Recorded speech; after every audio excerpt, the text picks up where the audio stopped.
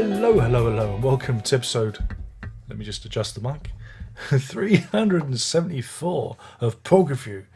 And if you haven't read the title or description, I'm talking about Pete Sinfield, Still.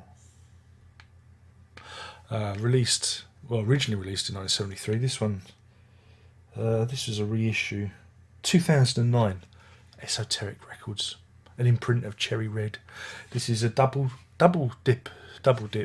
CD even of that album. It was released previously under the title of Stillusion on the CD, and there's a few extra tracks. I think you find out. I don't know if it's still on. It was on eMusic once, I believe.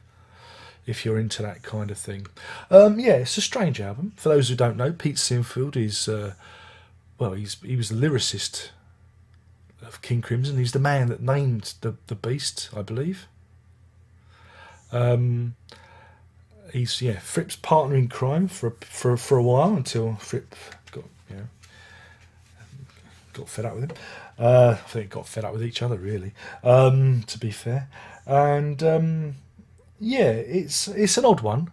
I keep saying that about these offshoots. I've done a run, you see, of albums by Crimson alumni near that period.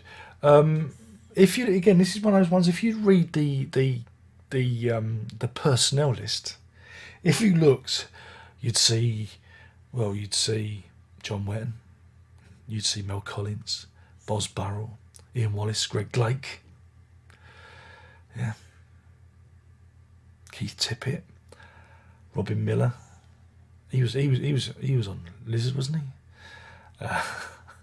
And loads of people. BJ Cole, loads of people. So you'd think, wow, Pete Sinfield, lyricist, all these people that are associated with King Crimson. Wow. Oh my God.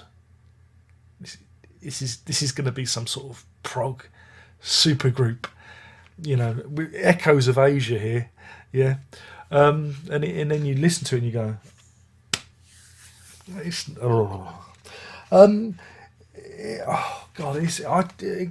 easy to be really, really unfair on this album, but I got a feeling that Pete Sinfield was just allowed to do exactly what he wanted. The first issue you have is his voice. He is not a singer. Well, he is a singer, but I don't know if the songs are in the wrong key or there's a production problem, because on some songs his voice seems more natural, and because he has this kind of almost Larry the Lamb type voice. That's very unfair, but he has this voice that it's, well, I don't know, almost I'd say more of a folk singer. More folky. He speaks rather than sings. Speaks the words. It's a speak singer. A bit like what's his name, Ray Davies from the Kinks. But yes, that's the first thing you've got to get over. And then there's the lyrics, which are, well, he's unfettered. He's allowed to write what he wants. Opens with Song of the Sea Goat, which is all about him being a Capricorn, I believe. And again, it's not a bad song. It's just goes on a bit, and his voice is awful. But what you're gonna, what King Crimson fans have come for is Under the Sky. Again, if you remember, we go back to the Giles and Fripp albums I talked about. It first appeared there. So it's taken a good 5 years to be formally released. And again, it's a nice arrangement. It's kind of reminiscent of I Talk to the Wind. You've got that kind of pastoral quality to it. It's been built upon from the Giles and Fripp version, and it's okay. Will It Be You is a bit more down tempo track, but then with it's kind of almost what I really use, almost like kind of actually more country and western, because then we go into Whole Full Boogie, which is a boogie song about veganism or vegetarianism or something. Still isn't a bad song. It builds up to a nice crescendo. It goes somewhere, and of course, Envelopes of Yesterday, which is another showstopper of a song. Very it's very wrought. It's very overwrought. Um, Again, I quite enjoyed that one. Um, the Piper, not so keen on. House of Hopes and Dreams is all right-ish. Ends with The Night People, which is, I guess again, it's almost like a Sinfield goes funk.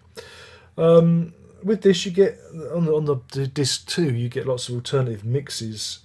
Hanging Fire, which is it's a track that didn't make the album, and various first mixes of the tracks from the record, and it rounds up with Can You Forgive a Fool. I think Hanging Fire and Can You Forgive a Fool were included on the Stillusion version of this, which is where added the 2 extra tracks. Again, the second CD is, again, it's more for the, you've really got to be a fan. You've really got to be a fan to sit through it all again, because basically that's what you're doing. You're kind of sitting through the album again, but with a different mix. And to be honest, it is for completists. I mean, it's good. I mean, it's like this is the good thing about these esoteric reissues, is they do a good job of bringing the stuff together. And again, the booklet's okay. They've got lots of pictures and things, and there's a little essay by some bloke who writes about King Crimson. And you've got the lovely artwork called The Bid. It's called The Bid Friend, I believe, by Sulamith Wolfing.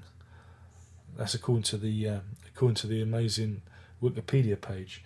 But yeah, that artwork is, I don't know if you can see that. It's a small girl in the jaws of a dragon being protected, you see.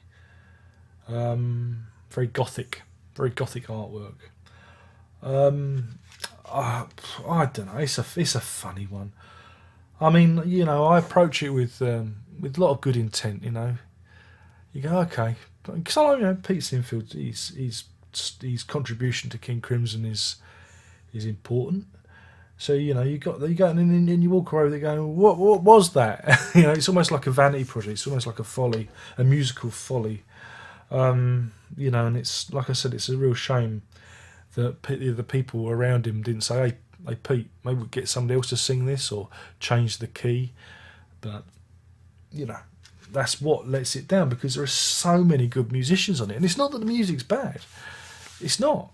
It's just you've got this very poor voice in the middle of it, and that's a shame. It's a real shame. And I don't think it's Sinfield's fault. I think he needed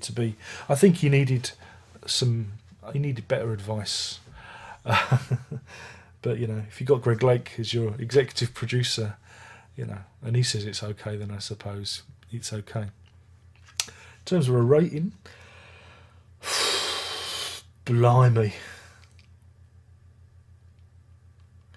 It's not the greatest album in the world, but Song of the Sea Goat, Under the Sky, still. Envelopes of Stars. I mean, it's really for the Crimson fan. You wouldn't necessarily want to keep going back to this album. So I'm going to give this 2 sea goats out of 5. 2 sea goats out of 5. Though for the actual package and the extra disc, and what Esoteric did to this, gets an extra point, because it's a really good. I think they did a good job restoring it and giving it another go. It's a shame. It's a real shame. Poor old Pete. But anyway, it doesn't matter, because he went off and wrote songs for Bucks Fizz and Celine Dion and made his millions there. So it all turned out all right in the end. But yeah, so that's that. My name's been Darren Locke. I've been talking about Pete Sinfield still. And that's it, we're done. We're not doing it anymore. We'll not talk about this anymore, because that's that plan out of the window. And we won't talk about any of that again. And that's it. Excuse me. I only got more thing to say, and by now you know what that is. And that's Prog on.